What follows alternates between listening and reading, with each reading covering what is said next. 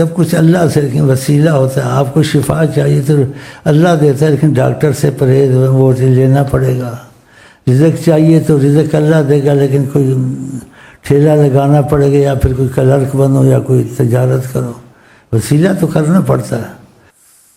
تو سب جگہ وسیلہ آپ کے بن سکتا، ہر کوئی سب جگہ وسیلہ نہیں بن سکتا. جس معاملے میں چاہو آقا جی آپ کا وسیلہ بن سکتا ہے. اس سے بڑی آپ کو کیا چیز چاہیے. اور ایک دفعہ فرمایا بھی ایسے نبی کریم صلی اللہ علیہ وسلم نے، کسی پہ کوئی ادھار ہو، قرض ہو، کوئی مشکل ہو، کچھ ہو، میرے پاس آ جائے، اس کی مشکل اٹھانے کو میں تیار ہوں. ایسے فرمایا نبی کریم نے. کچھ بھی ہو تو حیات النبی ہیں.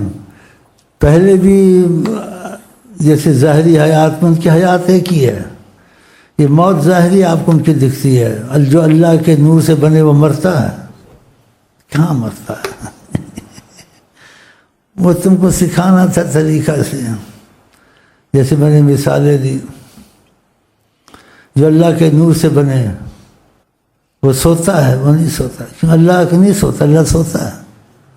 وہ اللہ کے نور سے بنے، وہ نہیں سوتے تھے. لیکن تم کو سونے کے آداب سکھانے تھے.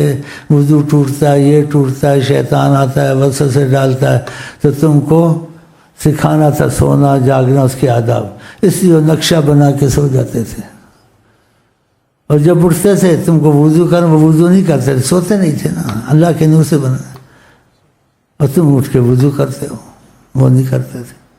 تو بہرحال ان کے جو مسئلے ہیں کہ کائنات کو ساری کو، جتنی بھی یہ کائنات ہے، سب کی مشکلیں وہ حل کر سکتے ہیں. وسیلہ بن کر کرتا اللہ ہے. اور تم لاکھ دعائیں مانگو، کبھی قبول ہوں گی نہیں ہوں گی، لیکن ان کو بیچ میں ڈالو گے، تم سے پوچھ گچھ نہیں ہوگی، تم مجرم نہیں مجرم، دعا فوراً قبول. کیونکہ بیچ میں وہ آ گئے نا.